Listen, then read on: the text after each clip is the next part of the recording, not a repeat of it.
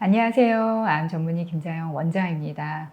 여러분 순환 프로젝트 하고 있잖아요. 오늘 5번째 시간으로 공기의 순환, 우리 들이마시는 산소, 내쉬는 이산화탄소, 이 순환 프로젝트 5번째 이야기 하는데요. 오늘 영상의 제목이 폐활량이 암 환자를 살린다 이거든요. 폐활량, 폐의 사이즈라는 의미인데요. 뒤에서 더 이야기할 거지만 여러분들 암 치료 때문에 여러 가지 운동 하시죠. 등산하시는 분도 있고 달리기 하시는 분도 있고 웨이트를 하시는 분들도 있을 거고, 근데 운동을 암 치료를 위해서 하는 이유가 이 운동이, 예를 들어 등산이 암 치료 성적을 올렸다 또는 달리기가 암 치료 성적을 올렸다, 이래서 하는 게 사실 아니죠.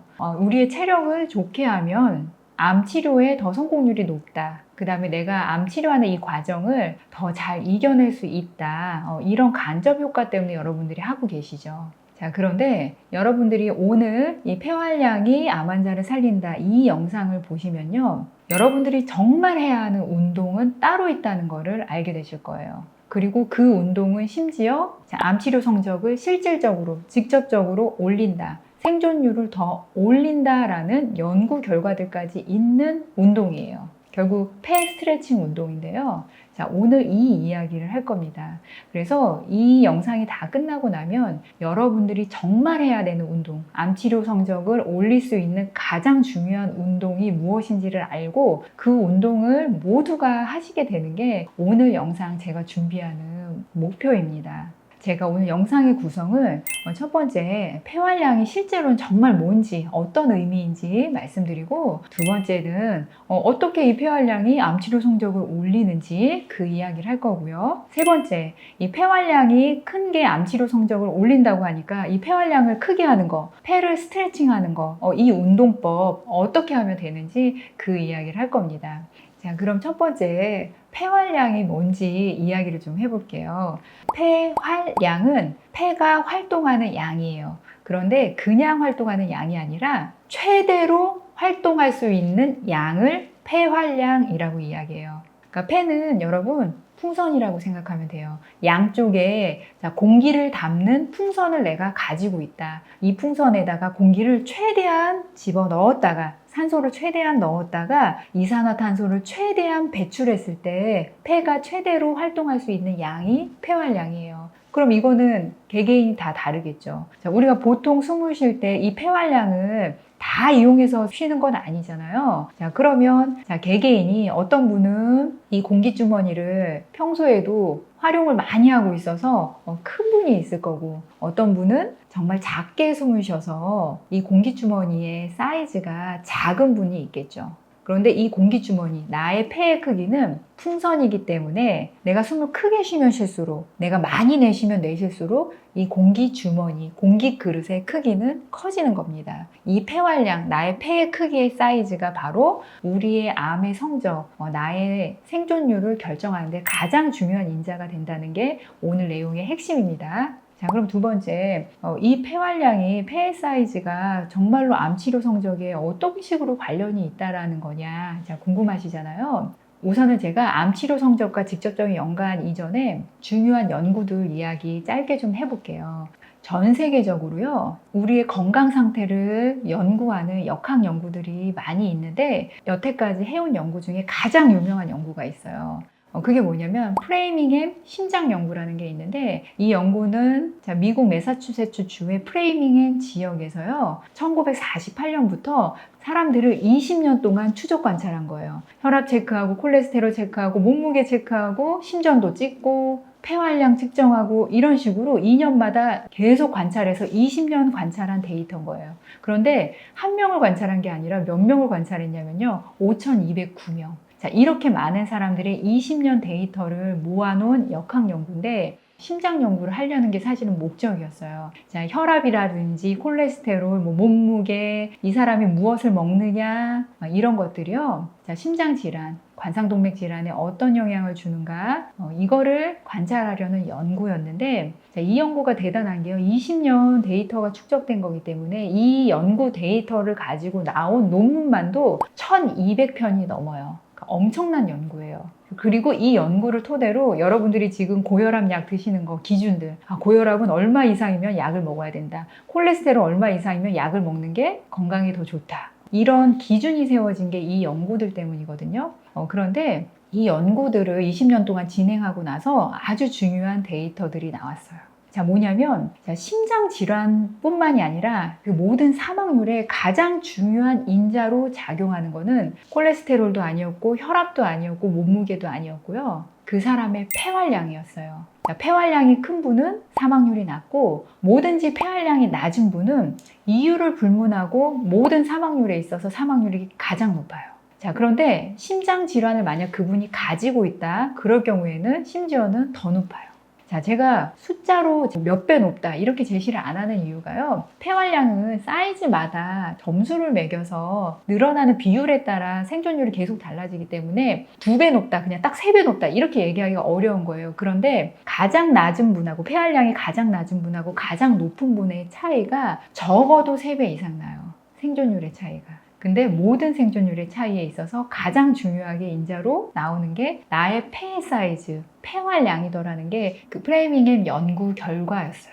그런데 이거 말고 그 이후에 나온 심폐질환 관련한 역학 연구에서 대부분 다 연구 결과가 어떻게 나오냐면, 폐활량이 사망 이유와 상관없이 모든 사망률에서 가장 중요한 단독 사망률을 결정하는 인자로 나와요. 자, 그 이후에 28년을 사람들 추적 관찰한 버팔로 연구라는 것도 있는데, 여기서도 마찬가지로 그 사람의 폐활량이 심장질환이든 무슨 질환이든 상관없이 그 사람의 사망률을 결정하는 가장 중요한 인자로 결과가 나옵니다. 자, 그러면 암 치료에서도 이런 연구들이 있는가? 많아요. 암 환자분들 대상으로 폐활량하고 암치료 성적하고 관련성이 있나 연구들이 많은데, 당연히 폐암에서 굉장히 많겠죠. 비소세포 폐암이나 소세포 폐암이나 수술 전 폐활량이라든지 수술 후 폐활량이 다 생존율의 중요한 인자로 작용한다는 연구들이 많고요. 자, 위암 같은 경우도요, 수술 전 폐활량이, 자, 수술 후에 이 사람의 생존율의 가장 중요한 인자로 나와 있는 역학 연구들이 있습니다. 자, 어떤 암일수록 이 폐활량이 여러분들 생존율하고 관련이 많냐면, 항암을 오래 하게 되는 경우에 암 환자인 분들이거나, 자, 수술의 결과가 합병증을 많이 나오게 할 수밖에 없는 수술일수록 그 사람의 생존율은 폐활량, 폐 사이즈와 관련이 높다라는 연구들이 나와 있습니다. 자, 그러니까 여러분들이 항암을 하고 나서의 합병증을 버티는 힘이라든지 큰 수술을 받고 나서 몸을 버티게 하는 그 힘이 폐활량과 관련이 있다는 거예요. 폐 사이즈가 큰 분은 합병증이라든지 힘든 것들을 잘 버텨내고 암 생존율이 높고, 폐 사이즈가 작은 분들, 폐활량이 작은 분들은 이거를 잘 못 버텨내더라는 거예요. 자, 그래서 어떤 분들은 지금 항암 때문에 힘들고 수술 후에 합병증 때문에 힘든 분들도 계실 거고, 좀 더 건강해지고 싶어서 무엇을 해야 될까 지금 고민하는 분들도 계실 텐데, 가장 중요한 암치료 성적하고 가장 관련이 큰 게 뭐라고요? 나의 폐를 크게 만드는 게 나의 생존율을 가장 올릴 수 있는 방법이라는 겁니다. 사실은 제가 지난번에 체중이 암 환자를 살린다 방송했잖아요. 그때도 제가 몸무게가 오히려 나가는 분이 암 치료를 더 잘 버텨내고, 항암 합병증이라든지 수술 합병증을 다 잘 이겨내고 더 오래 생존할 수 있도록 하는 힘이 된다라고 말씀드렸잖아요. 그래서 이 폐활량도 마찬가지로요, 이 폐활량이 큰 게 결국은 암을 버티고 치료를 이겨내는 가장 큰 힘이 된다는 거예요. 자, 여러분, 마른 분들 같은 경우도 이렇게 연결시켜야 돼요. 마른 분들 다들 몸이 다 작아지세요. 체중이 빠지면 가장 먼저 일어나는 게 대부분은 이 폐활량이 작아져요. 가슴 흉통이 작아져요.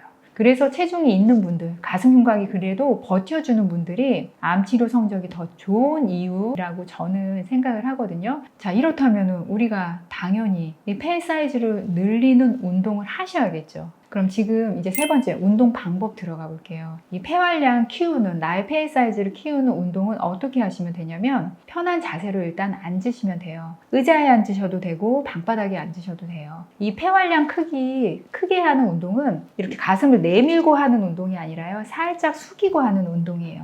자, 이제 세부적인 방법 들어가 볼게요. 자, 숨을 들이쉬고 내쉬는데 여기서 핵심 포인트가 있어요. 폐활량은 날숨에 의해서 결정된다. 그러니까 내가 얼마나 많이 숨을 내보내느냐에 의해서 결정된다. 이거 포인트 하나 짚고요. 자, 두 번째는 내보낼 때는 입으로 내보내도 되는데 숨을 들이마실 때는 반드시 코로 들이마신다가 핵심 포인트입니다. 자, 이 두 가지 잡고 운동을 한번 시작을 해볼게요. 알람 10분 맞춰놓고 편히 앉은 자세에서 코로 들이마셔요. 최대한 들이마시면 되는데 들이마실 때 우리 복식호흡이라고 해서 배에 힘 빼고 배를 쭉 내밀면서 숨을 코로 끝까지 들이마시면 돼요. 자, 그 다음에 내쉬면 되는데 내쉴 때요. 여러분들이요. 날숨을 많이 하고 싶으면은 발성을 해야지 더 많이 내쉴 수 있어요. 이 운동을 할 때는 자, 소리를 내세요. 하나, 둘, 숫자 세는 게 가장 좋아요. 그렇게 해서 나의 이산화탄소를 모두 한 방울도 남기지 않고 다 내보낸다고 생각하시고 내보내시는 거예요. 자, 그 다음에 다시 코로 들이마시면 되겠죠. 자, 지금 한번 해볼까요? 코로 들이마시고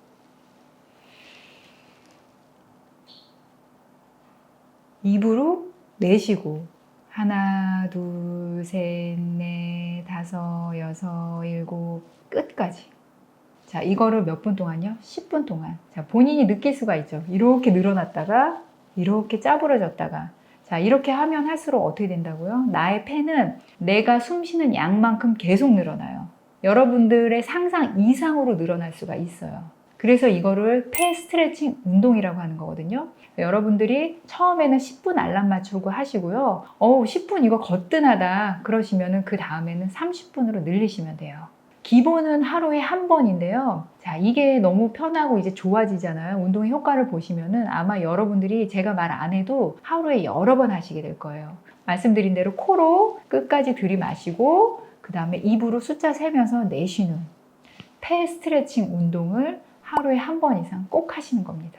자, 이 운동을 하는 이유가 뭐라고 했냐면 자, 폐를 크게 키우면 키울수록 폐 활량이 커지면 커질수록 나의 모든 것에 대한 생존율이 올라간다. 내가 몸이 힘들면 힘들수록 내가 말랐으면 말랐을수록 그 다음에 지금 항암 부작용이 많으면 많을수록 수술 후 부작용이 많으면 많을수록 폐 활량이 나의 생존율에 미치는 영향이 가장 크다.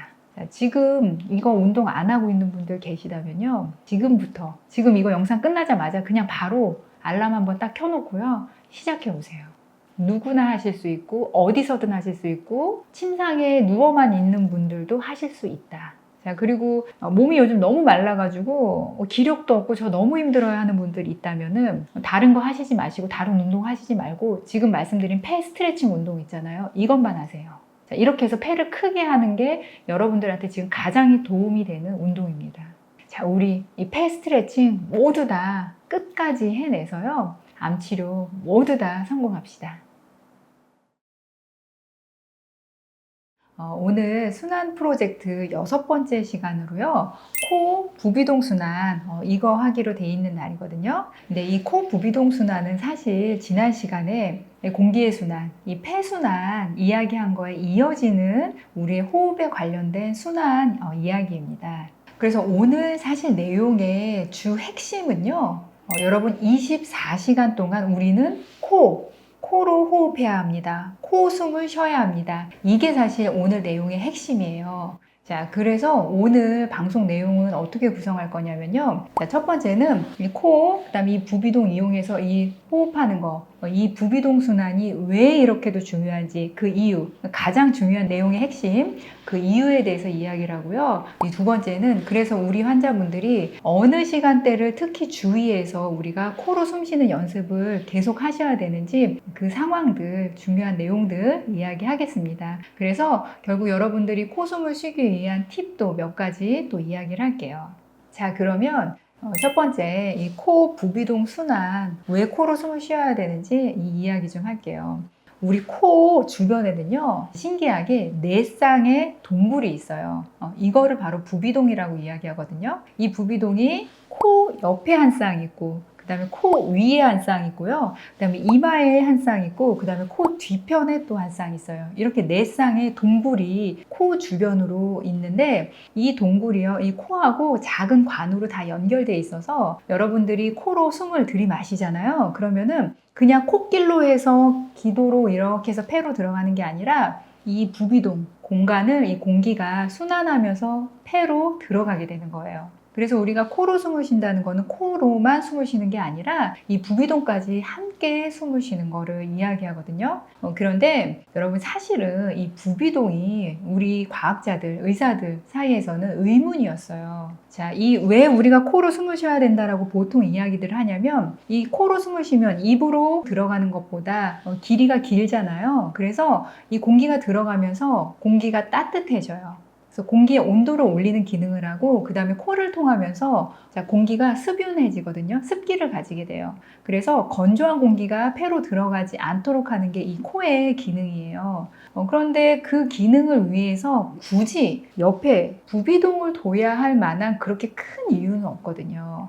그리고 이 부비동 뼈는요, 심지어는 얇아요. 그래서 왜 굳이 이렇게 약한 구조물을 내 쌍을 코 주변으로 이렇게 배치가 된 상태로 우리가 이렇게 만들어졌을까? 이게 굉장히 의문스러웠는데 이 의문이 언제 풀렸냐면 1990년대 중반에 풀렸어요. 자, 어떤 연구에 의해서 이 의문이 풀리게 되었냐면 자, 우리가 숨을 쉴 때요. 코로 들이마신 다음에 날숨을 했을 때랑 입으로 들이마신 다음에 날숨을 했을 때 그 날숨의 조성 성분을 분석을 해봤어요. 자, 그랬더니 코로 들이마셨을 때만 우리가 코숨을 쉬었을 때만 나오는 공기가 가스가 있었어요.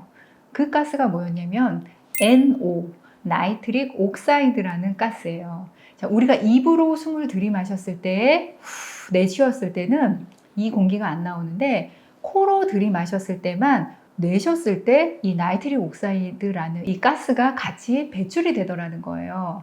자, 그러면 이 나이트릭 옥사이드라는 이 NO라는 가스가 어떤 가스냐? 이 가스는요, 혈관의 면적을 넓혀주고 혈액이 더 많이 충만하도록 해주는 가스가 바로 이 NO, 나이트릭 옥사이드라는 가스거든요. 자, 그래서 여러분, 우리 비아그라 약 있잖아요. 이 비아그라 약이 하는 일이요, 사실은 이 나이트릭 옥사이드라는 이 가스가 오랫동안 작용하게 해서 혈관이 오랫동안 확장, 충만해 있도록 하는 그래서 발기 시간을 오랫동안 유지시켜주는 약이 바로 이 비아그라 약이에요. 자, 그만큼 이 나이트릭 옥사이드라는 이 가스가 혈관을 오랫동안 확장시켜주는 역할을 하는 가스라는 거죠.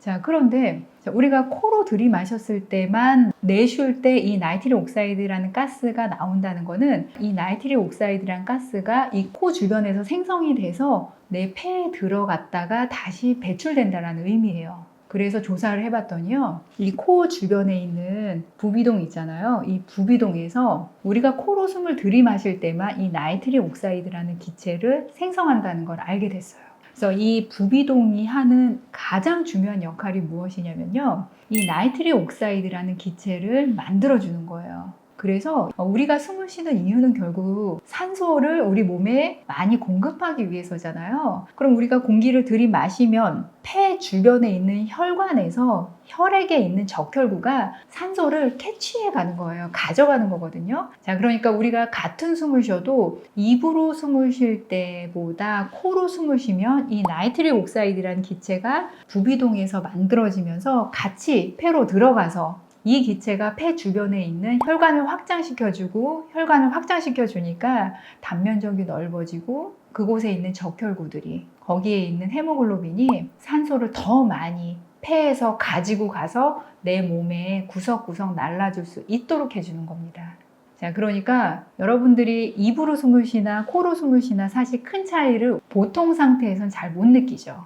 그런데 자, 코로 숨 쉬느냐 입으로 숨 쉬느냐가 생사를 가르는 상황이 있어요. 언제냐면은 히말라야를 등반한다든지 이런 고산지대를 가게 되는 경우, 자, 그분들 같은 경우는 훈련을 하실 때 꼭 코호흡을 하도록 훈련을 해요. 산소가 희박한 공간에서 코로 호흡을 해야만 이 나이트릭 옥사이드라는 기체가 같이 들어가서 혈관을, 폐혈관을 확장시켜주고 희박한 산소를 그나마 더 많이 내 몸속으로 끌어당길 수 있도록 해주는 거거든요. 그래서 극한 상황에서는 정말 우리를 죽느냐 사느냐 할 수 있는 게 이 바로 코호흡입니다. 그래서 내가 입으로 숨 쉴 때에 내 몸에 실제로 들어오는 산소의 양하고 코로 숨 쉴 때 내 몸에 들어오는 산소의 양이 큰 차이가 있는 거예요. 똑같은 공기의 양을 내가 폐로 집어 넣어줘도 이 산소가 내 몸에 실제로 들어오는 양은 코로 숨 쉴 때가 훨씬 많은 거예요. 자, 그래서 여러분들 사실은 정말로 여러분들이 효율적으로 내 몸에 산소가 들어오기를 원한다고 하면은 코로 숨을 쉬어서 이 나이트릭 옥사이드라는 기체가 반드시 같이 폐로 들어가서 폐혈관을 확장시켜주고 산소가 더 많이 내 몸의 혈관으로 들어갈 수 있도록 해주는 게 진짜 산소 치료예요.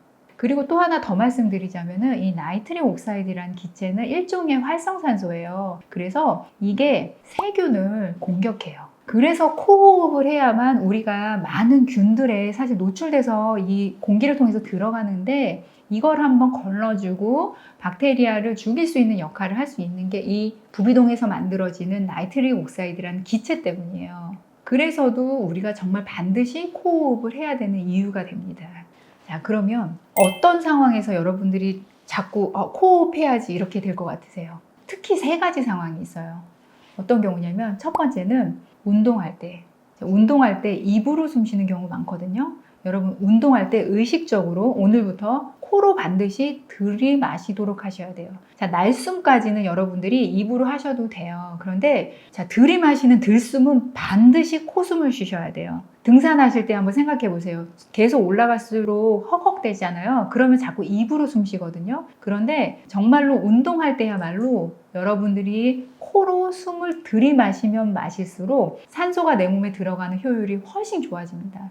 그래서 의식적으로 코로 숨을 들이마시는 연습을 하셔야 돼요. 운동하실 때. 자, 2번째. 자, 잠잘 때가 이제 문제예요. 잠잘 때 코숨을 쉬셔야 돼요. 자, 잠을 자는 시간이 여러분 8시간, 어떤 경우는 9시간, 10시간이에요. 굉장히 긴 시간이죠. 이 시간에 우리가 잘못하면 입으로 숨 쉬게 돼요. 아주 긴 시간을. 그래서 이 시간을 반드시 코숨을 쉬셔야 되는데 내가 코숨을 쉬고 있나 이걸 알아볼 수 있는 방법 내지는 코숨을 쉬고 싶어서 하는 게 뭐냐면 수면 테이프예요. 입에다가 테이프 붙이고 자는 거예요. 그래서 이 수면 테이프는 이제 검색하면은 수면 테이프로 상품으로 나와 있는 것도 있어요. 잘 때 이제 입에다가 이렇게 딱 붙이고 해서 입을 안 벌리고 자도록 하는 거거든요. 그런데 꼭 수면 테이프 안 사셔도요. 그냥 우리 약국에서 종이 반창고 있거든요. 그거 사신 다음에 여러분 세로로 이렇게 잘라가지고 이렇게 붙여놓고 주무시는 거예요. 그리고 아침에 한번 보세요. 이 테이프 어떻게 돼 있나. 그냥 이렇게 붙여진 채로 주무신 분들은 문제 없이 주무신 거고 벌써 다 떨어져고 없다라고 하면 아마 자면서 입을 자꾸 벌리고 입으로 숨 쉬고 있을 가능성이 크세요. 그래서 그런 분들 같은 경우는 테이프를 또 다시 가로로 붙이고 자는 연습을 또 해보시면 되거든요. 그래서 이 수면 테이프를 이용해서 입을 다물고 코로 숨을 쉬고 수면을 취하는 연습을 자꾸 하셔야 돼요. 왜냐하면 입으로 숨을 쉬면은 빨리 공기가 폐로 들어가잖아요. 그래서 입이 벌어지면은 자꾸 입으로 먼저 쉬려고 하게 돼요. 무의식적으로는. 그래서 우리가 잠을 잘 때 이 수면 테이프를 붙이고 코로 숨을 쉬는 연습을 계속 하셔야 됩니다. 그 다음 3번째, 항암하시는 분들 꼭 기억하세요. 항암 때문에 헤모글로빈 수치, 적혈구 수치 낮아지는 분들 많이 있죠. 자, 이런 분들일수록 당연히 꼭 코로 숨을 쉬셔야 돼요. 자, 헤모글로빈, 적혈구 숫자가 낮아져 있기 때문에 우리 몸에서 산소를 운반하는 운반체가 숫자가 적어져 있는 거잖아요. 그렇기 때문에 이럴 때일수록 산소가 우리 몸에 들어가는 효율을 극대화시키셔야 되거든요. 그래서 헤모글로빈 수치가 낮은 분들, 10 이하로 지금 항암받고 있는 분들 계시다면 항상 의식적으로 코로 숨 쉬어야 되고 산책 나가셔도 코로 숨 쉬고 내가 조금 빨리 걷기 운동을 한다든지 뭘 하든지 간에 항상 코로 숨을 쉬는 연습하셔야 되고요. 그 다음에 주무실 때 이런 분들은 특히나 코호흡 할 수 있도록 이렇게 수면 테이프 붙이고 주무시는 연습 해보시면 정말 도움이 많이 됩니다. 자, 여러분 오늘 내용의 핵심이 뭐예요? 결국은 우리 24시간 코로 숨 쉬어야 된다. 코호흡 해야 된다. 이겁니다. 이 코숨을 쉬는 게 산소가 내 몸에 흡수되는 효율을 극대화시키는 방법이기 때문에 우리 모두 코호흡 제대로 해서 내 몸에 산소 충분하게 하고요. 암세포는 산소가 많은 환경을 싫어한다고 하니까요. 암세포가 살 수 없는 그 환경 우리 모두 만듭시다. 자, 암 치유할 수 있습니다. 화이팅!